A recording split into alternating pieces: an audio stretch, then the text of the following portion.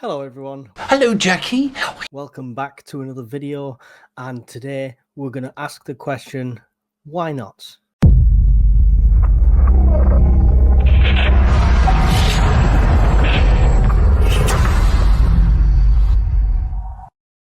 So recently, which you may have already seen if you do follow me, if not, this might be news to you, but I've been speaking to reporters and journalists. Get all those juicy details, mate. Writing it all down. 2 articles published in the Daily Star so far, and several interviews with journalists who are up-and-coming journalists and people studying it for a degree. To help them out and obviously to spread the word of prepping in a positive light. Because let's be fair, we need to get rid of that stigma that we're all bug-eyed, tinfoil hat, crazy people with nothing but bullets and beans. 700 cans. 241 pounds of cucumbers. We have weapons for every individual in the house. Because that's not what it's all about. Now, the question asked by all these reporters in some way, some shape or form is, why do you prep? Why? And often it's us sat there trying to explain reasons why, whether that's family asking you, whether that's a stranger asking you, a friend, anything like that. We're often sat there asking, giving them reasons such as, look what happened with lockdowns.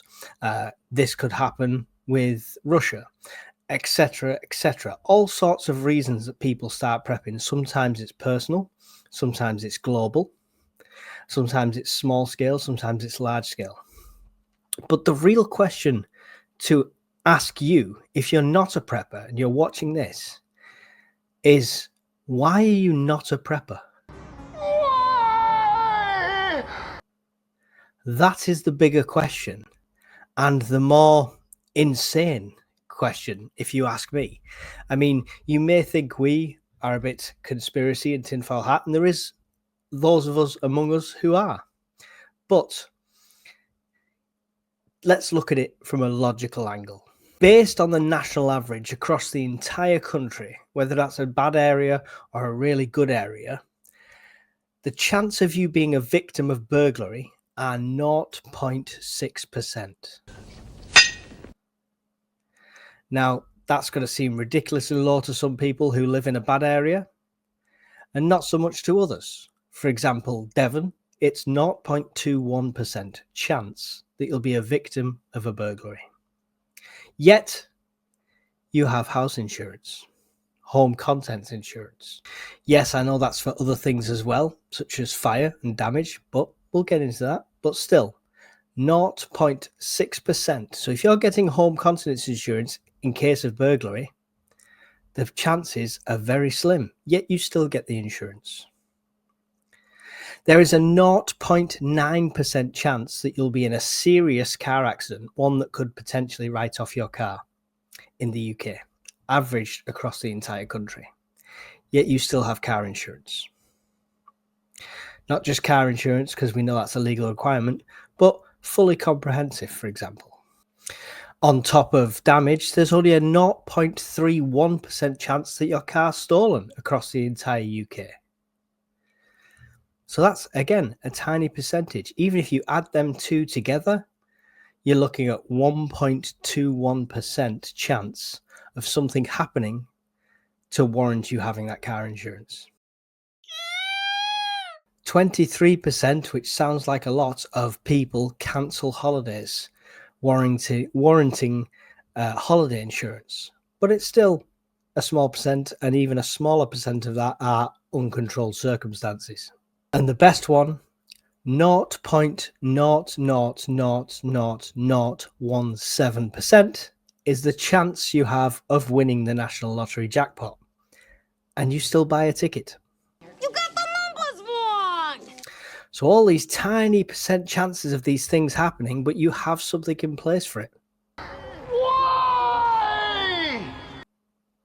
Now, we prep. Generally, it's centered around the same sort of things, like the emergencies, small emergencies in the household, larger emergencies globally. But did you know a survey by UK Power said that 66% of UK homes will experience a blackout? at some point. Some more than others, some for longer than others. 66% of them. The Met Office reported that 43% of the UK is likely to experience a severe weather and be caught out unexpectedly by it to cause damage. Natural disasters, 43%.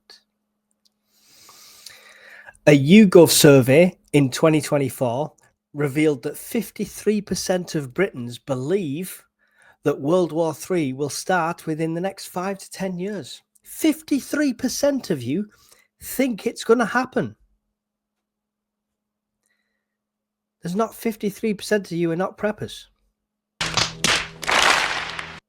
So try and help me understand what's going on here. Percents that are less than 1%, you're willing to pay the money and pay the finance to ensure that just in case something happens. But all the stuff that's much more likely, a 66% chance that you're going to have a blackout at some point, that's just based on 1 year. Have that over 10 years, you know, that's 10 blackouts, 66% chance of a blackout every year.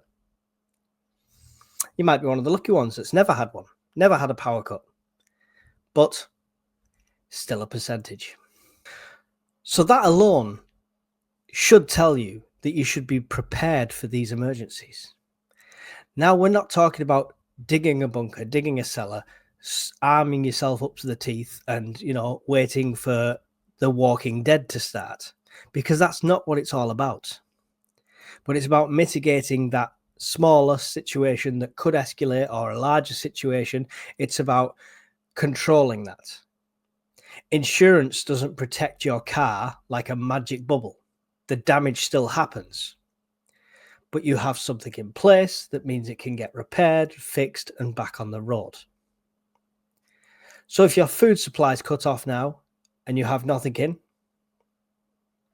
how much do you trust that somebody's going to come and save you? But if you've got food in the cupboards, if you've got a fully stocked pantry, even if that food supply is disrupted for a week, you have the means to eat, to feed yourself, and to carry on till it gets back to normal. Same as insurance. Prepping is just a form of insurance. And to be honest, a cheaper form of insurance in a lot of ways. Doesn't make any sense, does it? Well, no, it makes perfect sense. And when it comes to the costs and how expensive prepping can be, you can look at some of these large preppers that have got like ridiculous amounts of things and think, I'm never going to be able to afford all that. But they started by getting a few extra tins. At some point, they started. And you can start small and it builds up gradually. And it's an investment. I've got cans of chili that are fully in date, that are fine, that are 50% more expensive now, 100% in some cases on some canned goods. I'll give you an example. Food inflation. They average it out and they say it's like 6% or something like that. But let's start looking at some individual items. Let's just look at the basics, for example. Olive oil rose by 40.7% in a year. Sugar went up 38.4% in a year. Cheeses went up 34.9%. And whole milk saw a rise of 34.4%. In a year, did anyone's wage rise by that much? I mean, if it did, fair play to you. No, I'm a pimp. Big Pete, if we're gonna be sitting, may I use my penis donut? Bitch, I don't care. But chances are, the inflation you're getting on your salary is nowhere near meeting the cost of living inflation. Another reason to prep. And you might think that that's too late. So if you'd have prepped a year or two ago before this inflation, that'd be great because you're eating stuff that cost you a lot less then. You still have to replenish stock and stuff like that. But the best thing about having a stockpile of food and supplies is you can replenish on offers. Oh, there's a 4 for £1 offer on a tin that's usually 80, 90p. I'll get a load of them.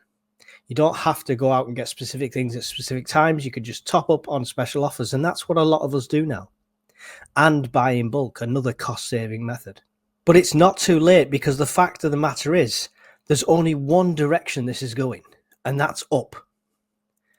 And the only point all these prices are going to come down is when everything goes down, and we're talking economic collapse. That's the only way that percentages are going to drop, is when everything drops.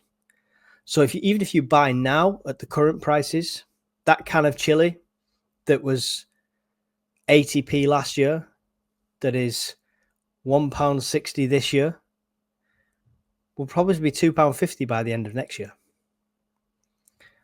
So there's no better time to start than now. Do it. Do it now. And it doesn't have to be, it's not a peeing contest. It's not a keeping up with the Joneses thing. It doesn't have to be anything massive. That's what she said. Government guidance on every single country across the European Union are telling you to stock up on 3 days worth of food and water. 4 days, 5 days, around a week maximum is what they're advising. But if you've not even got that week in yet, then what chances are you giving yourself? What insurance do you have in place for any disruption to power or the food system? Have a think about it. And if you're watching this and you're not a prepper, tell me why not. Just let me know. It doesn't matter what your reasons are.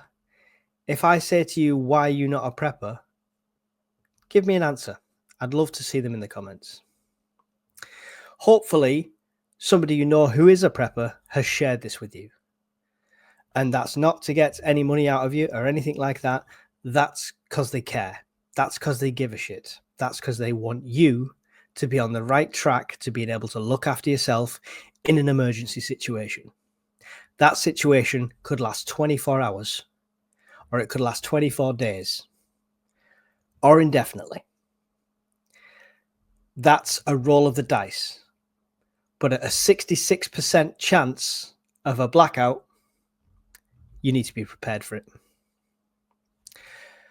Thanks for watching the video, guys. If you are interested in starting your prepping journey, this channel is a great place to start. We have an excellent community who are willing to help you from the very off. Whether you're a brand new starter, whether you're an experienced prepper, you'll fit right in with our community here on YouTube and on Discord in the links below. Thanks for watching, guys. Don't forget to hit like, and I'll see you all in another video soon. Goodbye.